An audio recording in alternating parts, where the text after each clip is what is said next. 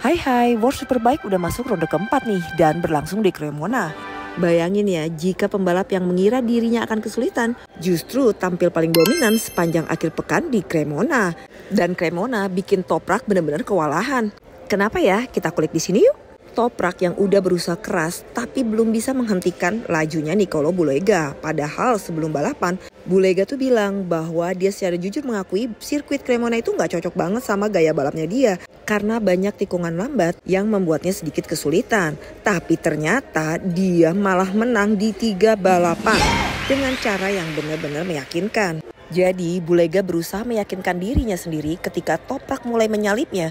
Dia tetap tenang aja karena dia yakin banget bahwa ritme dan pace balapnya lebih kuat daripada Toprak. Dan ternyata bener aja dia bisa menang mengalahkan Toprak. Sementara itu Toprak menjelaskan bahwa ia tuh masih belum menyatu dengan BMW barunya ini. Motornya menurut dia tuh sulit untuk diajak menikung. Dan getaran pada motor juga mengganggu banget. Jadi Toprak tuh hanya bisa menyerang dengan late braking aja. Selebihnya Ducati unggul jauh saat keluar tikungan. Toprak banyak kehilangan waktu di tikungan 1 dan baru bisa menyerang tuh kira-kira di tikungan 10. Tapi ya jaraknya udah terlalu jauh ya. Alvaro Bautista yang mengalami akhir pekan yang berat 3 kali terjatuh sebelum akhirnya bisa menemukan ritme yang lebih baik saat balapan. Dia bilang motor dia tuh lebih berat 6 kilo dibandingin dengan Bulega. Dan itu membuat dia kesulitan saat harus mengubah arah. Di data terlihat banget bahwa Bulega tuh bisa menciptakan jarak karena Bulega bisa langsung mengubah arah di tikungan. Sementara Bautista sedikit kesulitan karena dia adalah pembalap dengan tubuh mungil dan motornya dibuat lebih berat karena rule mengenai limit daripada pembalap dan juga motornya.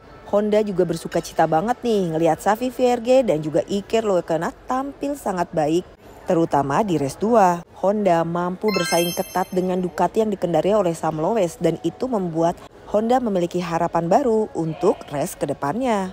Tapi walaupun begitu, kedua pembalap Honda mengakui akselerasi masih menjadi titik lemah mereka yang kemungkinan besar disebabkan oleh sistem elektronik. Dan selama itu belum ditingkatkan atau dioptimalkan, maka menurut Iker maupun Xavi mereka tentu akan masih kesulitan bersaing untuk podium. Danilo Petrucci yang tahun lalu meraih 3 kemenangan di Cremona juga mengalami akhir pekan yang kurang menyenangkan.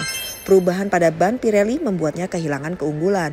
Ia menjelaskan bahwa tahun lalu dia bisa melakukan pengereman keras lalu cepat angkat motor dan gas lagi. Tapi ban tahun ini memiliki grip yang lebih bagus sehingga ban belakang mendorong ban depan dan membuatnya nggak bisa melakukan manuver yang sama seperti tahun lalu. Namun menariknya catatan waktu tahun ini justru lebih cepat dari tahun lalu. Artinya ban Pirelli memang meningkat meskipun tidak menguntungkan buat Danilo Petrucci. Jonathan Rea akhirnya kembali balapan bersama Yamaha setelah absen di Asen akibat cedera.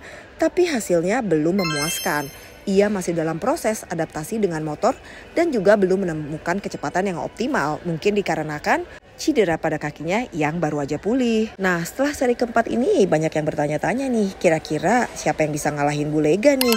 Soalnya kalau kayak begini terus jadi nggak seru kan? Apalagi mereka pengen banget ngeliat Toprak dan Bulega serta Bautista saling serang dan saling pepet nih. Seri kelima yang akan berlangsung di Moss itu merupakan sirkuit yang Toprak suka.